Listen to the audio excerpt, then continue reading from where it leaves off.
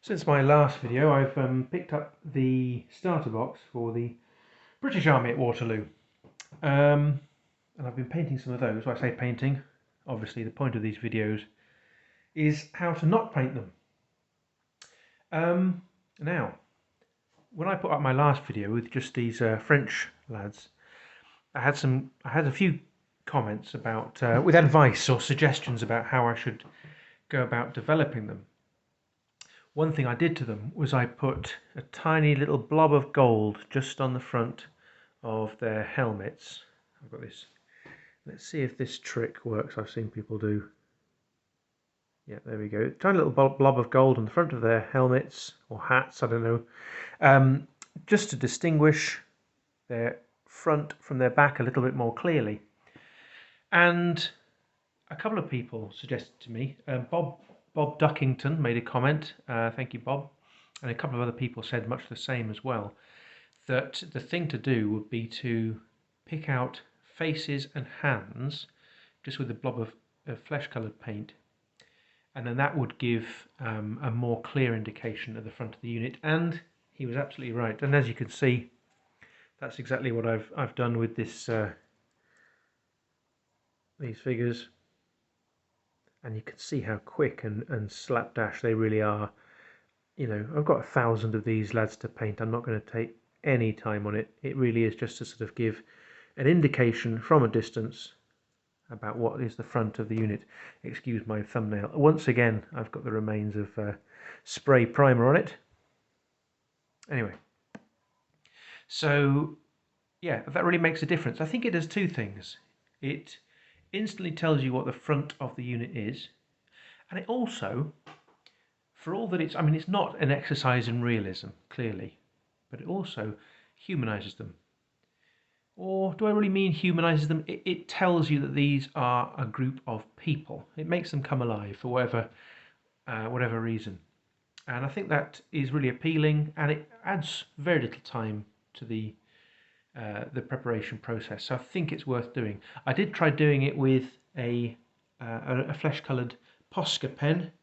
That sort of worked, but actually much easier just to sort of break that no paint rule and get a blob of flesh-coloured paint and just quickly dash over the sprues, blip, blip, blip, blip, blip, very quick. Yeah, so I've done that. And I've done that with the British as well. I'll show you. Okay, you can see, come on camera. There we go. You can see that I've, again, just done a very quick, rough job picking out the hands and faces of those lads. But something to think about is that it's contrast. A contrast, I think, contrast is probably the most important consideration when it comes to preparing your armies and painting your armies, usually in wargaming, I think, because it is what is going to give you the most information from a distance, clarity of information. And the flesh colour does not contrast very well with the red plastic like it does with the blue. So it doesn't have as much of an effect in telling you what is the front of the unit and what is the rear as it does in the French. So what I've done to the British as well is, as well as doing the faces, I ran a black chisel tip marker over the backpacks as well. And that was very quick because they all sort of stick out of the sprue, and you can literally just get those, the wedge chisel tip nibs, and you just drag it along once and they're pretty much done. Very quick indeed. So that worked well.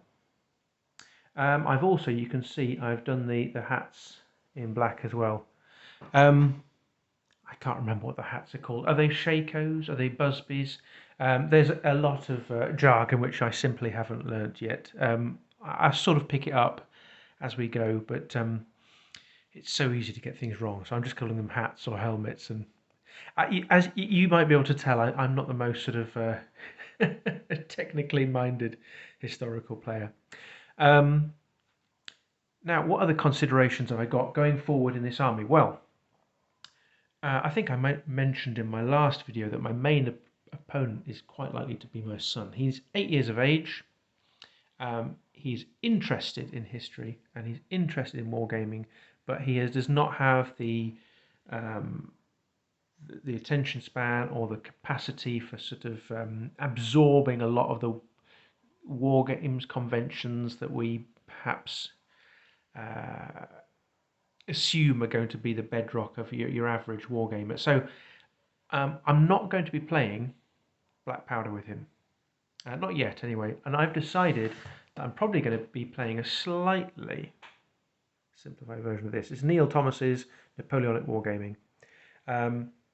It's much simpler, and Neil Thomas makes an absolute virtue out of streamlining and simplifying things to an extent where you think that's surely too simple. But then he explains it, he gives it a good grounding in reality, and you think actually that works, and it does. It gives a good game.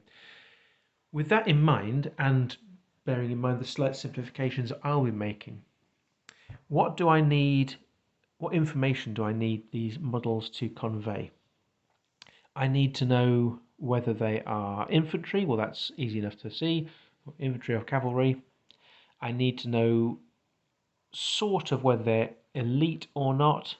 What I've decided to do, right?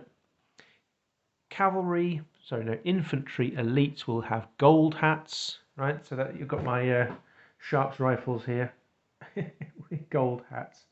I know they didn't have gold hats, but gold is going to tell my son and myself, to be frankly, that these are elites. Black hats are going to be regular. The rule is going to be slightly different in cavalry. We're going to assume that everyone who's allowed a horse is elite to some extent within the rules. I'm heavy cavalry are going to have gold helmets. Yeah, helmet equals armor equals heavy cavalry, and my light cavalry are going to have black hats. In my French infantry, there's no point colouring their hats in black. You won't see it. It's very difficult to sort of see. So regular infantry just have blue hats, and elite infantry are going to have gold hats. Really simple. These are all the distinction I need to make in the rules, really, at this stage. If further down the line I decide that I should have some that are levy, some that are regular, some that are veterans or whatever, then I can do little dots on bases, or I can make some other little tweak to the way that I colour these figures to enable us to do that. And if as we go into possibly playing Warlord or something a bit more meaty down the line, I can adjust as necessary. What else I want to talk about? Well, you'll have noticed that the background here is sort of quite hastily cobbled together. I mentioned in my last video that I think the sort of terrain and table that would suit this would be something a little bit abstract and plain and toy-like, and that's exactly what I've done. I've sort of channeled the spirit of H.G. Wells here to just quickly cobble together something.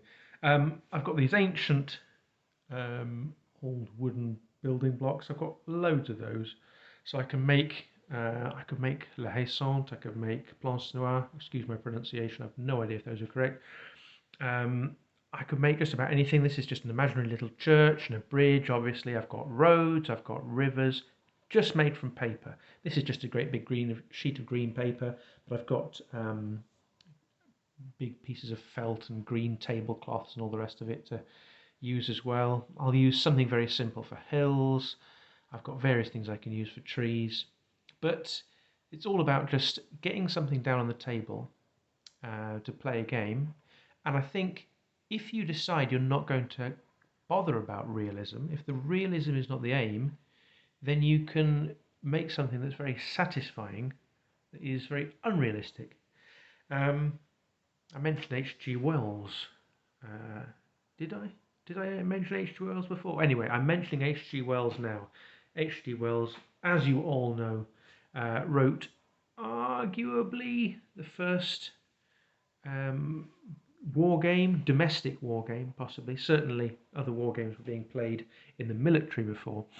But the photographs in his book on war games are full of this sort of stuff. It's just toy soldiers on the floor with wooden boards for hills sprigs of greenery stuck in drilled holes for trees, and then he's raided his children's toy box for stuff like this. Really, it's just toy blocks to make buildings. What about scale? I do not care about scale, actually, because nothing is to scale in a war game, pretty much.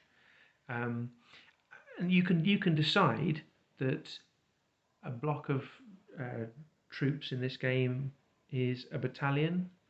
You could decide it's a whole brigade. You could decide it's a corps. Quite frankly, you just zoom out the scale, have them moving. They are just moving across some sort of map. And when you think, okay, well, is this model of La Haissante to scale? Well, how many men could fit inside the walls of the farm, and how many men to scale have footprint? Actually, scaling things properly in war games doesn't work, so you may as well chuck it out the window. Okay, this bridge is too small, but we'll allow that sort of. They can go across it in column. That's fine, and we'll allow that maybe an entire battalion could garrison the church, something like that. You just figure it out as you go. Scale is elastic as you see fit. You know, some people look at this and think it looks babyish. Well, we're playing with toy soldiers. I'm not. Don't care. I don't.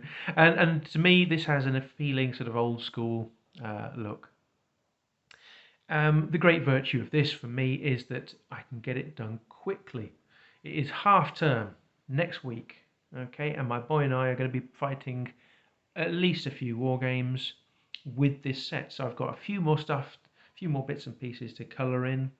I could do with some French cavalry, so I might have to buy a sprue or even a brigade box. We'll see. Anyway, that's enough from me for now. I'm waffling again. Yeah, well, there's next been a development. I shall show you some more stuff. Thank you very much. Goodbye.